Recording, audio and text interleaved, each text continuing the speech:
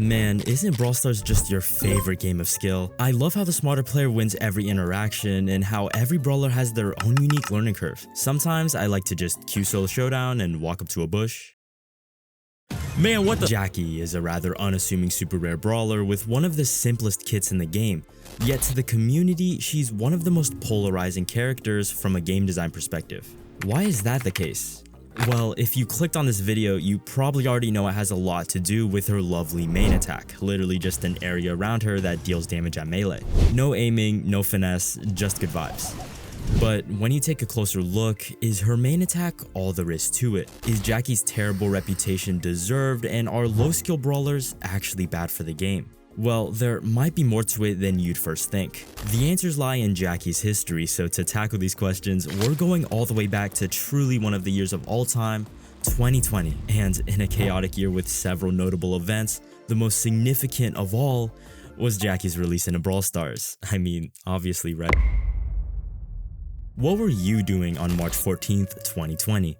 If your answer was watching this Brawl Talk, you're a real OG. This was when the game had a much smaller player base and way fewer eyes each update. Given that information, how long do you think it took for Jacky's no-skill reputation to begin? 1 month? 2 months? Nah, barely even a week before Jacky got her first long-form Reddit rant, an achievement in itself at the time. Pretty soon after that, several more complaints about her game design followed, but what was so bad about it? Well, let's look through the lens of what the community saw over 5 years ago. It looks like Jacky's the first brawler to have this circle kind of attack that goes through walls. Her super's a pole that brings enemies towards her, and just like her main, doesn't have to be aimed at all.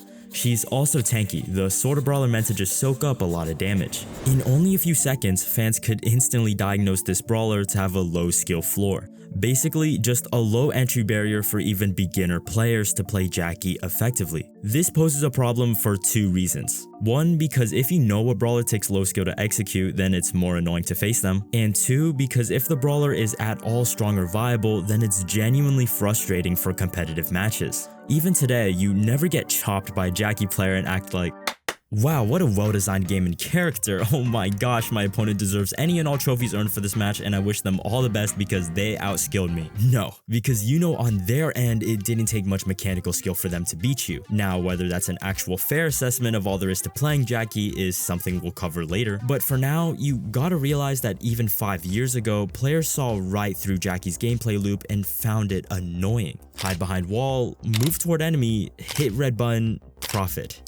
Oh, and you remember reason 2? Because if the brawler is at all strong or viable, then it's genuinely frustrating for competitive matches. Well, it's convenient Jacky started all the way up at top tier, being an oppressive force in all levels of play due to her crazy stats and generous matchup chart. You might have heard this one before. Nowadays, the community would probably sigh in disappointment at the sight of this, but this was 2020. The player base then was less jaded, but also more hopeful. Given how early this was into the game's lifespan, there were still a lot of unique abilities just waiting to be put into the game. Each brawler felt truly special at this time since there weren't so many, and we hadn't yet gotten to the point of severe mechanic recycling. So when Jacky pulled up with her unique gameplay loop of hide behind wall and press the red button, oh brother, it left a lot to be desired for a new brawler. Sure, her character design has always been pretty fun. Jacky has a memorable, hot-headed personality, with her voice line gimmick being that she swears a bunch. You dirty I'll stick a in your. But in terms of game design, a skillless main attack that couldn't be aimed, a brainless super that, by the way, felt terrible and janky to use at the time since she was forced to be stationary and had this awful delay, coupled with the fact that even with this bare-bones kit, Jacky was a top-tier brawler since her stats were so overtuned. In all honesty, her unfavorable reputation just made sense. Don't worry, Jacky mains, I'll get to defending her later, but now's not the time. Especially since the part about Jacky's overtuned stats doesn't even tell the full story. Despite Jacky's health and damage being way too high at the time, that wasn't quite enough to fill a massive hole in her kit. Range. Like other melee brawlers, Jacky excels once she's all close and personal, but her attack and super range is just pitiful. In addition to the fact that her super, which is meant to help her close this gap, was nowhere near as effective for this use case as something like a bull charge or El Primo jump. So surely that part of her gameplay, you know, getting to the enemies, would take a lot of skill, right? Well, let me introduce you to the Gadget Update, a revolution that would shift the Brawl Stars meta forever. This new mechanic, launched alongside Jacky's release, added this neat green button that gave cool active abilities. What was Jacky's, you ask? Oh, nothing. Just a 38% speed boost that gave Jacky the fastest movement speed in the game by a long shot, allowing her to easily close in on enemies and remove the one aspect of her gameplay that requires any element of brain power. Oh, bro. For reference, Pneumatic Booster nowadays only yields a speed boost of 25%, just 2/3 of the original 38. And you can see why Jacky was such a menace in her early days. She could just turn into a speed demon at will, since it was like she basically had 3 portable max supers on hand.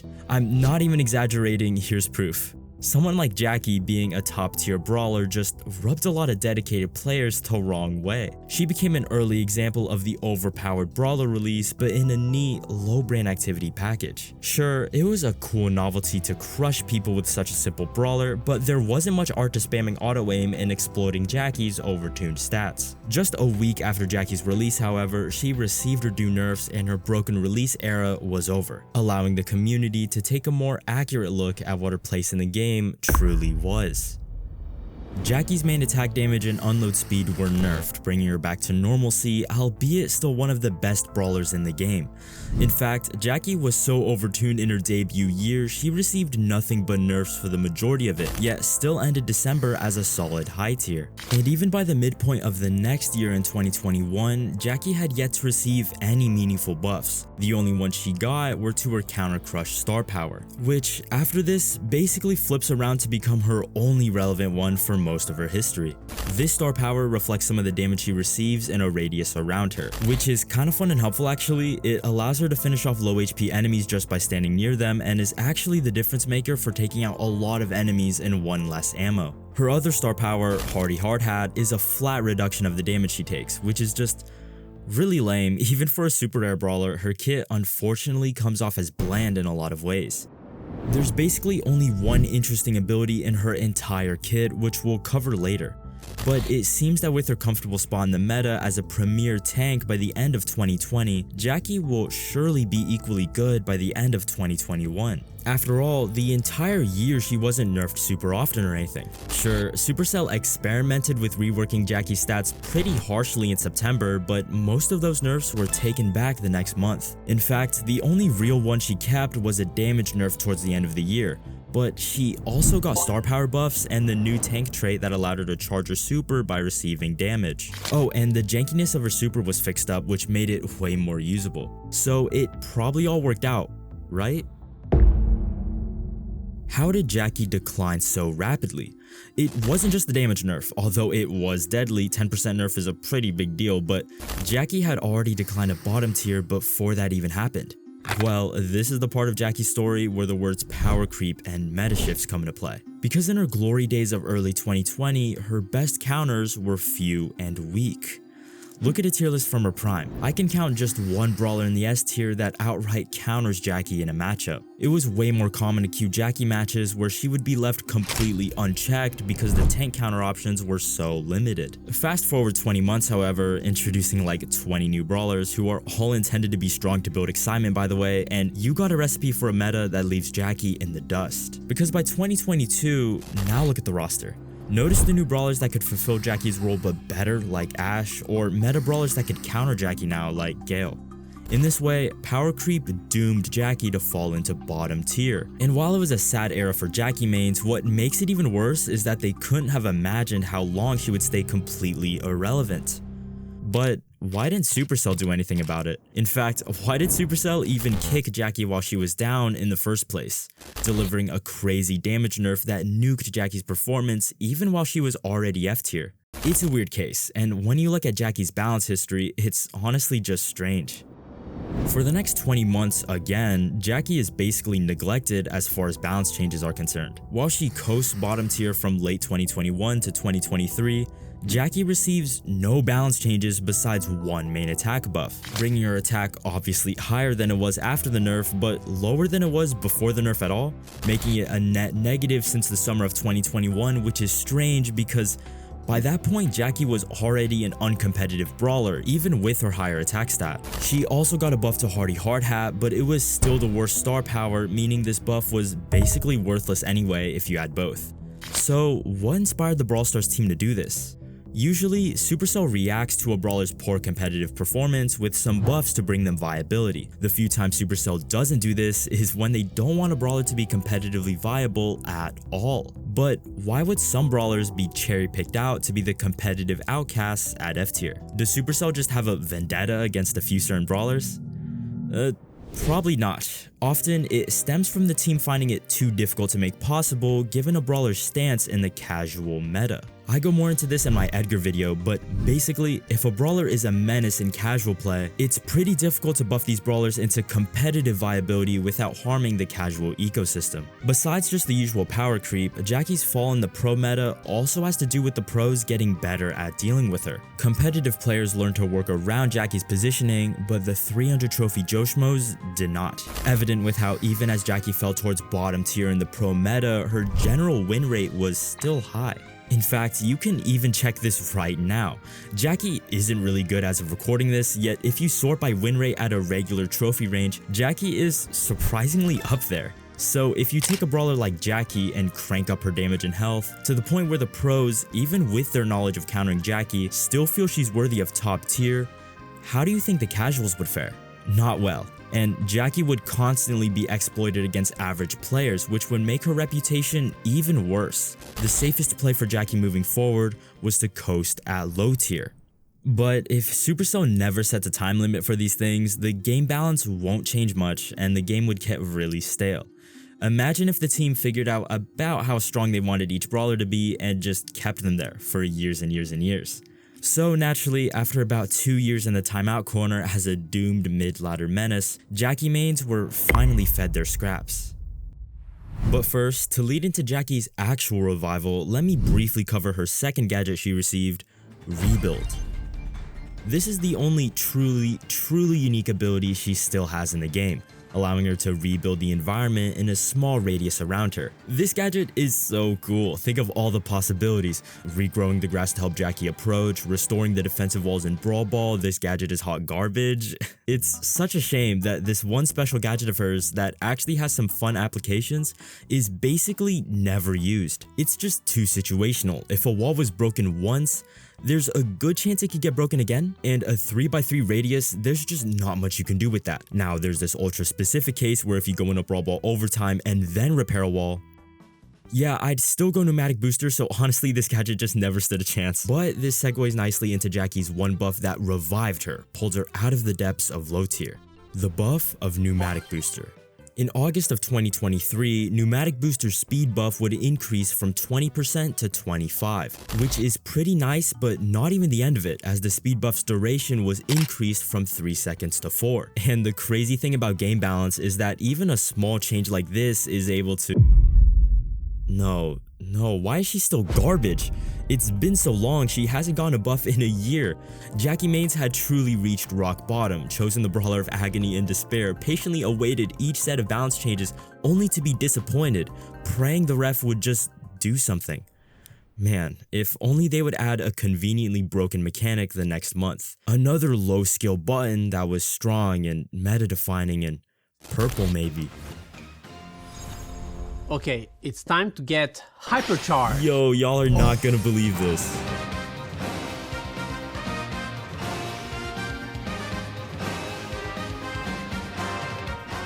On September 22nd of 2023, Jacky's hypercharge completely flipped the script. Fittingly named Seismic Event, this hypercharge let her slow all nearby enemies for 1.5 seconds. In combination with its speed, shield, and damage boost, Jacky could finally secure invaluable team wipe she's been struggling to do for 3 years. The spell is finally broken, and Jacky finds herself a high tier brawler at last. But before we go over all that, was this even necessary?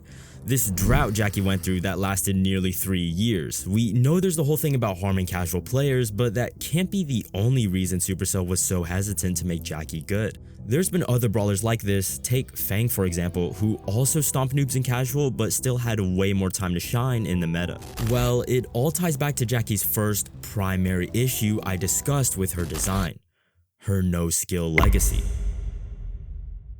Okay, so why is Jacky being a no-skill brawler even a problem in the first place? For starters, we have to address what Jacky being no-skill even means. It's not literal, as playing a brawler effectively at the top level will always take some level of skill that doesn't make any sense. So what's the difference between a Masters and a Diamond level Jacky player? Skill in Brawl Stars can be split into different subsections, but for the purposes of this video, we'll observe 2 different categories: mechanical skill and tactical skill. Mechanical skill in Brawl Stars has to do with the player's competence interacting with the game's mechanics and real-time techniques. This includes aiming, dodging, timing your shots, things like that. Meanwhile, tactical skill has to do with the game sense, strategical side of Brawl Stars. Things like knowing your roles in matchups, positioning lanes accordingly, even drafting appropriately in a ranked match. For a Masters Jacky player, their mechanical skill with the brawler isn't actually that much better than a Diamond one. It's not like they can aim better, and timing shots is way less important for a brawler like Jacky, leaving basically just movement as the only mechanical advantage of the Masters Jacky player. This means the legitimate skill gap between a Masters and Diamond Jacky is mainly made up of tactical skill. But this is the skill that's harder to notice, especially from an opponent's perspective or as a casual player. In this sense, Jacky is a very low skill brawler when just noting her mechanical skill range, which is the most popular metric for determining the skill of a player anyway. Jacky isn't literally no skill, it's just that the parts of her gameplay that do take skill kind of go unnoticed and also isn't unique to her at all, since you also need tactical skill to perform with other brawlers. Alright, so what's the big deal here? Why are brawlers with low mechanical skill seen as problematic? Well, at its core, Brawl Stars is a competitive video game, something that's dependent on the fact that the higher skill player should win the match. The closer these odds stray to 50-50, the less competitive the game gets. As a gamer, rock, paper, scissors would never become your favorite game because it's not competitive. The higher skill player doesn't win more because there's no way to obtain an advantage. The moment the players choose what they're gonna shoot, the game has already been predetermined. Obviously, that's an extreme analogy, but the same applies to Brawl Stars. The less advantage the higher skill players get, the more the competitiveness of Brawl Stars diminishes, which is kind of a big deal for keeping your community intact. After all, why would you ever become a dedicated player if your dedication yields no results in winning more matches? This all ties into the Jacky case, a brawler with low mechanical skill who doesn't reward better gameplay. A little like rock, paper, scissors, it's kind of predetermined. Even with practice, you can't do much to win her bad matchups, and likewise, it's pretty impossible to lose her best ones. There's a happy dose of luck to be injected in a Brawl Stars gameplay, but there comes a point where luck-based elements feel less like giving the underdogs a fighting chance, and more like preventing the higher skill players from using their deserved advantages, which is kind of what Jacky feels like. If playing in a Jacky always feels like a game of rock, paper, scissors, the game feels less rewarding for everyone involved since mechanical skill is so undervalued. In these ways, Jacky is just unfortunately designed and has no place in a competitive game like Brawl Stars. Don't worry, Jacky mains, I'll get to defending her later. Okay, we finally made it. After spending like 15 minutes trashing on one of my favorite tanks, we finally reached the counter-argument. For starters, all this talk about hurting the competitive integrity of Brawl Stars only applies if Jacky is genuinely oppressive. And the thing about Jacky is she's not, even in this A-tier state she was in. There's a lot of valid arguments for why skill in Brawl Stars is declining. Bedlam made a great video on it, but believe it or not, Jacky is not the worst contributor, because true to her identity, Jacky is still primarily a noob stomper. A type of character that's actually crucial to having competitive gaming as it teaches fundamentals to the beginners they crush. A competent team does not get destroyed by Jacky. Now, a Jacky can play well into a good team, I'm not denying that. But if Jacky is flooring a team, no skilling her way into victory, got him talking about, oh, skill is dying in Brawl Stars, yeah, that team probably just needed to draft better, or position in a way so Jacky didn't take so much space, or switched lanes so their BB didn't go 0-11. Fundamentally, Jacky is a brawler designed to have counterplay, someone with low range who feeds supers regularly and is the perfect food for tank counters. Whether it's on the drafting screen or when the match has already started, there's probably some sort of answer for you and your team if you're just smart about it. Now, you can turn this by saying this just supports that Jacky is too matchup dependent. However, my hot take is that having some amount of these matchup based characters, especially ones you unlock earlier like, I don't know, a super rare for instance, is actually perfectly fine and even good for a game like this. No matter how you slice it, Brawl Stars will have matchups that heavily favor one brawler over another, regardless of mechanical skill. However, including these matchups in a Brawl Stars also increases the game's tactical skill, which I think is just as important for the game's competitive scene and also as a concept to teach new players. Imagine it the other way around, where let's say every brawler was all mechanical skill and every matchup was dead even. All of a sudden, tactical skill is heavily devalued as the far more important part of the game is now just who can aim and dodge the best. In this instance, Brawl Stars would no longer be this battle between two thinking teams, but instead just a glorified measurement of a team's ability to aim and dodge. And yes, that's an extreme example, but not more extreme than the rock, paper, scissors analogy. So when you take both sides of the spectrum, one with no mechanical skill and one with all mechanical skill, it's pretty clear Brawl Stars needs to find a sweet spot somewhere in the middle. And personally, I don't think a brawler like Jacky is the one disrupting this balance. However, the major no-skill problems are the brawlers who don't have as much counterplay. Meta shifts that don't even trade mechanical skill for tactical skill and instead just add more uncounterable options. For example, Chester's Hypercharge gave him a nuke that can team wipe single-handedly and basically shapes his whole kit. Yet there's no direct counterplay to that ability once he charges it. There was no tactical skill added with that change. It basically just gave the underdogs another option to turn the match around, even if they've been playing worse the entire game. Jacky, on the other hand, is fortunately not and never has been one of those problems. Her hypercharge made her good, but it's not as broken as others while still maintaining her core strengths and weaknesses that encourage tactical skills like drafting and positioning. If I actually want to play Jacky, I need to think about how she'll interact with the draft because it matters more, which is why Jacky's low skill attributes are still approached in a reasonable manner, incomparable to a lot of the other brainless hypercharges and such. Oh, that was a lot, and you might still disagree with me if Jacky's low skill design bothers you, which is fair. But that perspective should at least help you understand why I don't have a problem with and even enjoy Jacky's place in the game from a logical standpoint. Though, back to the history, and more importantly, where she's at today. As with a lot of early hypercharges, Seismic Event eventually got its nerf, dragging Jacky down to mid-tier in early 2024. And for the next year and spare change, Jacky is ignored in terms of balance changes. Power creep is ruthless, and given this time period of constant hypercharge releases and several overpowered brawlers, Jacky stands no chance at holding her position at mid-tier. Is what I would have assumed, but Jacky actually held the line at mid-tier reasonably well. Sometimes she dips on the lower end, like as of recent, but for a brawler with no buffs in the past year, she's actually aged great.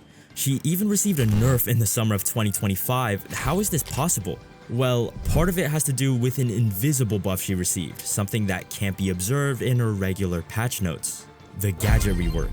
This changed gadgets from having 3 uses only to being cooldown based, with Jacky's speed boosting gadget in particular now being ready to use every 15 seconds. Compared to just 3 uses in an average 2 to 3 minute match, Jacky is now able to speed up every 15 seconds, which is way more valuable. And while a lot of other brawlers got indirectly buffed by this change too, I believe this rework genuinely saved Jacky from being caught by power creep too badly. Still, what's with this stray Jacky nerf in the summer of 2025? Why would Brawl Stars give a random nerf to some mid-tier tank? Times like these made me wish Brawl Stars gave explanations for their balance changes like Clash Royale does, since all we can do is speculate. But my theory is that this change again reflects Jacky's brainlessly high win rate in lower level matches, forever preventing Jacky from being a competitive mainstay. Which brings us to present day, where Jacky remains a niche brawler, someone with clear strengths and weaknesses who acts as a fundamental cornerstone for matchup understanding and drafting. An average tank like this with a low skill floor and ceiling will receive a lot of hate just because of how easy she is. She represents noobs, brainless players, low skill plays, and the matches you hate losing most, yet she's still foundational to the game. Don't feel the need to avoid playing her just because of her reputation. If she's fun to play, she's fun to play. And likewise, try to control yourself from clowning on Jacky players too bad just because her learning curve is so short. At the end of the day, we're all just trying to have fun, and noob stomping with Jacky is pretty fun sometimes. No skill or not. Alright, hope you found that interesting, but there's a lot of other interesting brawler histories in the game. This one is hated for a lot of different reasons. You can learn about it right here.